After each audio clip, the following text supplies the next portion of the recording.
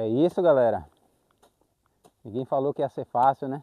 Vamos dar continuidade a essa série de vídeos desse programa de mentoria. E como eu tinha falado para vocês antes, a gente vai falar agora do preparo da entrelinha. Uma curiosidade interessante é que a gente tem feito o preparo aqui, né, das áreas que a gente tem feito com enxada. Enxada, na verdade, é uma coisa bem intuitiva, né? Você pega na ferramenta e você desenvolve ali. Mas com o tempo você também vai pegando afinidade, vai aprimorando, vai entendendo às vezes qual é a ferramenta que vai trabalhar melhor. E uma coisa que a gente tem feito aqui é feito em 3 mãos. Primeiramente a gente passa essa primeira enxada, que é a que o Lucas está passando. Depois eu venho na sequência, passando uma segunda mão. E no final, né, a gente passa uma terceira para deixar a terra com uma granulometria bem fininha para poder que você possa semear desde uma cenoura a um feijão, ou seja, uma cultura mais exigente ou uma cultura mais rústica, né? Vamos mostrar aqui, Lucão, só a ferramenta. Essa, por exemplo, aí o Lucas encontrou quando ele chegou aqui para poder trabalhar. O que ela tem de diferente do enxadão é que ela é meio circular, né? Ela é meio redonda, você olha, observa essa ponta dela aqui, parece que o cara, não sei se foi um serralheiro, de qualquer forma o Lucas já encontrou ela assim. E aí o que é que a gente tem percebido? Que quando a terra está muito dura, ela funciona melhor do que aquele enxadão, né? Retangular, você tem menos peso. E a outra diferença também é que esse cabo dela também é bem firme. Então, por exemplo, para você fazer um trabalho de destocar, para você fazer um trabalho às vezes de arrancar uma muda de banana ou tirar uma torceira de capim, que foi que a gente fez, a gente tem visto que ela tem trabalhado bastante. Nas primeiras entrelinhas, o Lucas estava fazendo com enxadão, e aí depois quando ele pegou essa daqui, ele falou, caramba, Patrick, agora o serviço andou, evoluiu. E ou seja, o que eu quero dizer para você é que a questão é a ferramenta, às vezes a ferramenta vai fazer a diferença. No início você vai trabalhar com o que você tem, mas é o tipo de coisa que você tem que estar atento, você tem que estar observando. A enxada que a gente está utilizando de segunda mão, depois dessa que o Lucas está passando, é essa enxada aqui, ó. Ela já é mais parecida com aquela enxada mais larga, né? Naquele estilo japonês, mas parece já ser uma enxada mais gasta. E além dela não ser pesada, ela faz esse trabalho muito bacana, né? De quebrar esses torrões que são mais grandes, porque é uma coisa que você precisa levar em consideração também, né? O peso da ferramenta. Você pensa que você vai fazer isso a depender o dia todo, a semana toda. Então tem que ser uma coisa que dê rendimento também, beleza? Essa enxadona aqui, ó, Lucas gosta de trabalhar com essa enxadona aqui, você vê que ela já tem uma concavidade. E ela é essa enxada de final, a gente finaliza, faz a terceira mão com ela e faz o acabamento com ela. Lucas também gosta de fazer essa parte, o trabalho fica bem bonito. Vocês estão vendo aí como é que tá a área. E é uma coisa já bacana de comentar também, ó, o cabo. Os 3 cabos são Guatambu. Lucas aprendeu isso com o sogro dele, não foi, Lucas, seu dito? E realmente, não é um cabo pesado, é um cabo que tem uma pegada bacana na mão. E aí é aquela coisa, né? Ir aprendendo, conhecendo árvore, quais são aquelas que a ferramenta vai poder ter uma vida longa mais útil. O Lucas, por exemplo, que é um cara mais forte, que trabalhando com a foice tem que ter um cabo mais firme, então ele tem utilizado o Guatambu e depois disso o serviço dele rende mais. Então, por isso que eu falei para vocês, enxada é intuitiva, mas esses detalhes com o tempo de roça você já vai pegando traquejo, beleza? Aí, ó, uma observação que o Lucas falou agora, já são 3 anos, ó, esses cabos aqui já tem 3 anos de uso. Você vê que... Esse daí que ele é mais recente, foi cortado aqui, um guatamuzão que tava ali, lembra? Aham, lembro. E aí você vê, ó, o tempo e parece que a mão mesmo, né, a oleosidade da mão vai dando, a ferramenta vai ficando mais firme. E o cara desenvolve, ele vai gostando. Às vezes alguém pode dizer, ah, mas ela é pequena. Cara, você pegou afinidade com a ferramenta, é uma coisa que faz diferença, tá? Agora de parte prática, eu não vou encerrar aqui, eu vou falar para vocês de detalhe a detalhe. Essa primeira mão aí, quando você pega um solo compactado, eu já vi muita gente, já fiz também trabalho com picareta. Mas a picareta às vezes é uma ferramenta um pouco pesada, né? Para você adaptar ela e fazer isso aqui fica um pouco mais difícil. Por isso eu falei que essa enxadinha o trabalho tem rendido. E você vê que ela entra na terra, apesar dela ela não entrar muito fundo, as segundas mãos que o Lucas vai dando, vai conseguindo descompactar mais. Se você olha daqui agora de frente, ó, é aí que você percebe a importância da baliza. No início você vai puxar, você pode comer um pouco mais do canteiro ali, às vezes a pessoa, né, pode acabar batendo um pouco nas fitas, mas você vê que o cara com o tempo ele vai pegando o jeito e, ó, e você vai fazendo certinho na largura do balizamento que você fez. Nesse caso os canteiros estão com 90 centímetros e já dá uma diferença no trabalho, né? Quando é 70 centímetros a percepção de esforço é bem menor. Esse a gente já foi começar, o Lucas já falou, pô, Patrick, os canteiros estão maiores, né? E a largura aumenta e querendo ou não, né, a intensidade física também. E é uma observação aí também, é um esporte, né? Você tem que estar bem preparado para fazer esse tipo de serviço. Não adianta dizer que é um serviço mole, né, como meu pai fala, né, nem para muito novo e nem para muito velho. Tem que estar bem, né, tem que se alimentar, tem que descansar e é isso. Uma coisa que você vai perceber com o tempo, ó, quando a terra está ficando mais dura embaixo, é isso daqui, ó. Você sempre vai ter ângulo reto quando o solo está mais duro. Outra coisa que essa enxada menor tem feito é de deixar esses grumos, apesar de grandes, um pouco menores, né? Quando era com enxadão, ele ficava cada bloco para você quebrar ficava mais pesado, ficava mais difícil. Então eu volto a dizer, a ferramenta é uma coisa que faz a diferença. Aqui nesse caso, não está nem tão desafiador da gente fazer esse trabalho. A primeira entrelinha, o solo estava bem úmido, foi bem mais difícil e foi difícil quebrar os grumos, ou seja, deixar a terra bem fininha. E isso é uma coisa que você vai perceber, por exemplo, quando as plantas elas começam a nascer. A semeadura fica mais difícil, a germinação das plantas fica mais difícil, mas tem contexto que isso vai acontecer e você vai dar o seu melhor ali e o resto a natureza faz a parte dela.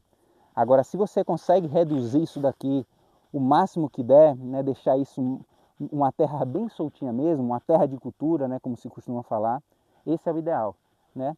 Agora, é claro, é uma coisa que vai exigir um pouco de empenho, é uma coisa que vai exigir um pouco de esforço físico, mas quando você vê o crescimento das plantas, quando você vê a germinação das plantas, você vê que é algo que realmente faz a diferença. E aí uma coisa também interessante de comentar é que você vai perceber, ó, que os solos eles são diferentes. Ó. Aquele pedaço ali você já percebe, né, uma argila mais pronunciada, aqui nesse meio ele está um pouco mais escuro. Se você olha para aquele outro canteiro, para esse canteiro daqui, você percebe também ligeiramente, né, uma diferença na cor nesse pedaço. Aqui para esse meio, ó, eu já passei a segunda mão, ele já está um pouco mais escuro. Então tudo isso, principalmente quando você utiliza pouco adubo, já vai se refletir ali no desenvolvimento das suas plantas.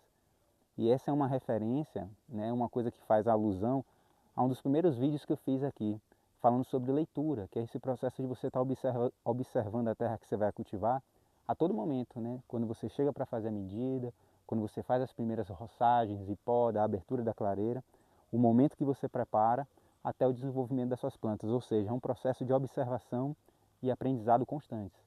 Então você, nesse trabalho, não fica só no corpo, não fica só no físico, observa também como é que está aquele solo, observa também como está a textura daquela terra, essas coisas elas são muito importantes. Em termos de dinâmica, olha como fica a textura da primeira mão, você vê uma terra mais alta, os grumos maiores, esse segundo e o primeiro canteiro, eu já passei a segunda mão e vocês vão acompanhar aí até o final como é que vai ficar até o acabamento. Essa segunda parte, gente, depois que o Lucas já entra, fazendo a primeira mão, a primeira soltura, essa enxadinha que eu falei para vocês, ó, ela trabalha bem, ela já reduz bastante esses grumos aqui. É o que eu falei para vocês, aqui nesse processo, você já começa a sentir como é que está a textura da terra. E aí você vai vendo, poxa, realmente aqui os grumos já estão se desfazendo mais fáceis. Você já começa a perceber que já tem uns agregados pretinhos aqui, ó. Olha a diferença desse pedaço, né? Ele já um pouco mais escuro, com raízes, olha como eles já são mais friáveis. E tudo isso você é capaz de sentir quando você está aqui, ó, na enxada. Você já vai percebendo. E quanto à questão da delimitação do canteiro, fica simples, ó. Se a primeira pessoa lá já fez aquele serviço delimitando, você já vem na sequência fazendo a mesma coisa. É natural nesse processo aqui cair um pouco de terra para a lateral, mas no final, quando o Lucas for fazer os arremates, ele for tirar esses gruminhos, vocês vão vendo que vai ficar o canteiro e o caminho bem delimitado, bem bonitinho.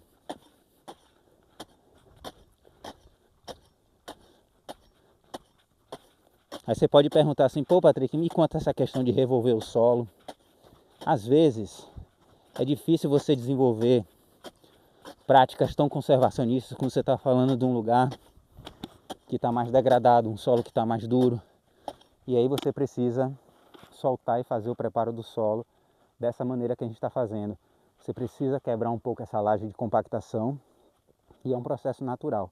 Uma enxada rotativa, ela ia estar indo bem mais fundo, ia estar revolvendo muito mais.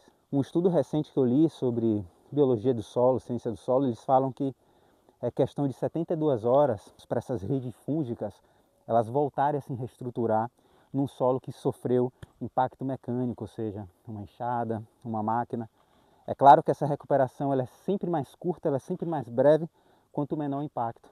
E o menor impacto, óbvio, você tem uma enxada, né, o trabalho manual.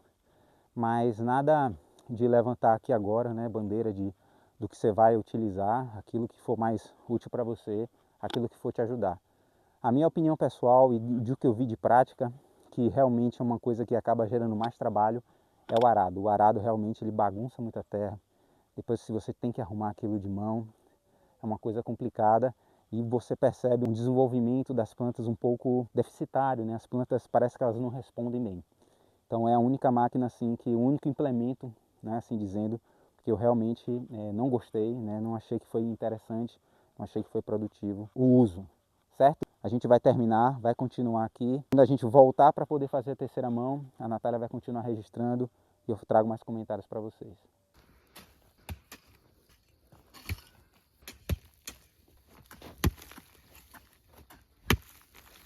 Um detalhe para mostrar para vocês dessa segunda mão, vou pedir para a Natália posicionar de lá para cá para vocês verem, é isso daqui, ó. Olha como estava, aqui foi quando o Lucas já entrou com a primeira, aqui já está a segunda agora, e perceba a altura, não sei se vocês vão conseguir perceber daí, a altura, né, em que a terra subiu. A dica é, você não vai ficar batendo aqui em cima, né, você já vai aproveitando a bordinha, por isso que eu falei que essa enxada é bacana, porque esse peso dela aqui já ajuda a quebrar o torrão, e depois a própria, essa lâmina, né, assim dizendo, ele vai quebrando, então só com o impacto físico, só esse peso aqui, ele já vai cedendo, então eu não vou bater no meio, eu vou batendo, ó, na borda, e no mesmo tempo que eu vou batendo na borda, aquela parte mais funda, onde a enxada ela não foi conseguindo pegar, que só ciscou, você já vai conseguindo quebrar mais. E outro detalhe é, os cantos, ó, já está delimitado. O que acontece às vezes, você concentra em só quebrar os torrões aqui no centro e esquece de pegar o canto aqui. Então tem que deixar essas bordas também, ó, onde o canteiro ele finaliza, bem fofo, ó. Então ó, como a enxada ela vai, você vê como é que a ferramenta, perceber como é que a ferramenta ela trabalha. E ó como os grãos já vão ficando bem menores. Agora eu quero que vocês observem ali aquela terceira mão ali que o Lucas está fazendo. Vem ver. Olha a diferença. Olha como vai ficando a qualidade da terra aqui, ó. Olha a diferença. Aqui ainda não arrumou, ainda não deixou tudo organizadinho, você percebe? Mas olha como está essa terra. Olha como vai ficando diferente. Vocês vão ver ainda a etapa final. Só observa aqui como o Lucas está fazendo, ó. Você tem a mesma terra alta, mas a terra já soltinha. Observa como vai mudando, ó.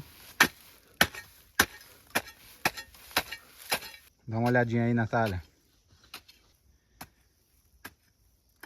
Tem espaço para todo mundo. Para quem nunca molou. É não, que com a lima nova fica mais fácil ainda do que você amolar ela, né? E tem inclinação aí, Lucas? É bom nesse ângulo aqui, é bom pra você molar essa parte de trás dela, que é mais ruim. Aí no outro jeito eu acho melhor na perna. Pra você ficar na hora, um não. você apoia, o outro.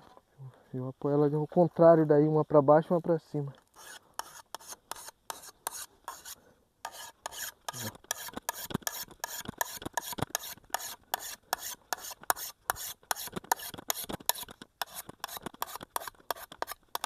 O que você falou da lima nova, Lucas?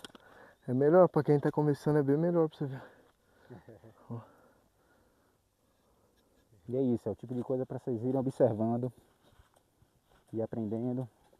Olha as outras entrelinhas lá, a vegetação que a gente plantou. Isso mostrar para vocês depois, com mais calma. Natália já finalizando aqui a parte que ela pegou.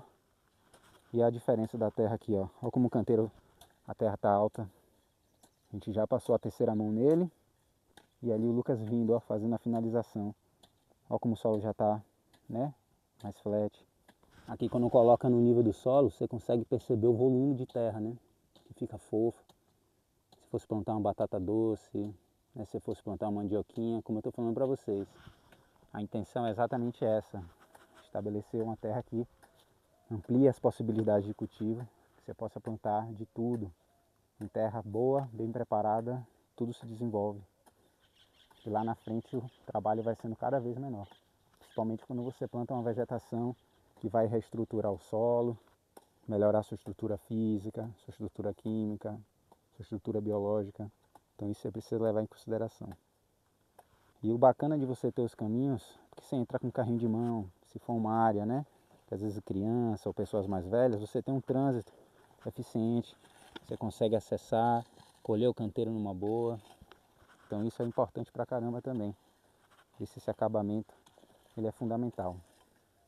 Percebe a diferença esse que a Natália tá finalizando, olha como tem uns gruminhos. Olha aqui em cima como já vai ficando tendo bem menos. Na hora que a gente for riscar a terra para plantar, ó. Esse é o trabalho. Aí para vocês verem como vai nivelando, ó.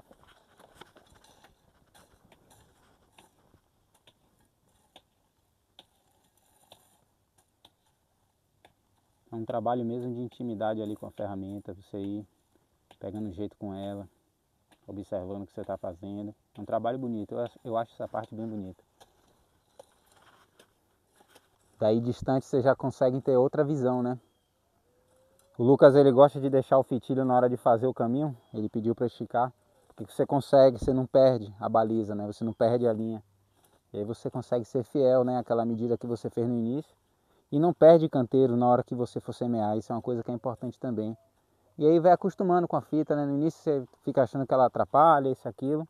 Mas quando você deixa, vai pegando jeito, ela vai te ajudando, vai guiando. Porque às vezes se você for no olho, fica torto, né? Você acaba, o olho engana muitas vezes. Você vê a diferença como a terra fica. Essa observação é importante, né? Não precisa subir a terra. Depois que ela estiver bem fofa, vem nivelando. Uma hora vai chegar um limite para esses grumos. O Lucas sempre ele vai tirando um excesso. E aquela parte que está mais alta, ó como ele está fazendo ali, ó. Ele vai reduzindo, o que vai caindo no caminho, o que dá para trazer para cima, ele vai trazendo, mas sempre deixando o canteiro no nível, né, no nível da terra. Não precisa subir. Eu vou voltar a falar essa observação. A terra já está fofa, então pensa que ela já tem uma facilidade em drenar, né? Ela já tem uma facilidade da água escorrer. Principalmente que aqui é uma parte mais alta desse declive, que naturalmente ela já tende a escorrer mais. Ali embaixo já é uma terra mais pesada, né, que a água já acumula mais. Da mesma forma que ela drena fácil, se você for plantar aqui na terra nua, que é o nosso caso, você tem que ficar atento ou com a irrigação ou com o tempo da chuva, porque senão a semente ela não nasce, exatamente pelo fato da terra estar com uma drenagem bem boa. Então esse é um ponto que você tem que ficar atento, né? Agora se você for cobrir, ótimo, né? Supondo que você fosse fazer aqui agora um canteiro com hortaliça, o solo todo coberto, matéria orgânica coberta, isso não precisaria ser uma preocupação, porque a irrigação que você desse aqui ou a chuva que caísse ia reter bastante essa umidade. É isso, galera, vamos fechar por aqui. Agora vocês já estão vendo aí a área já no finalmente, estamos tirando o fitilho, Lucas nos últimos acabamentos. Mais um vídeo dessa série que eu falei para vocês, que é desse programa de mentoria aí para o Guilherme, para a Maxângela, para o Hugo. No próximo a gente vai estar falando sobre instalação da irrigação, irrigação bem simples que a gente fez aqui também para poder facilitar, que está dentro dessa mesma série, dentro do programa. E a gente se vê no próximo vídeo. Alguma coisa para falar, Lucão? Então é isso, galera. Não deixa de curtir, de se inscrever, de se comentar e a gente se vê no próximo.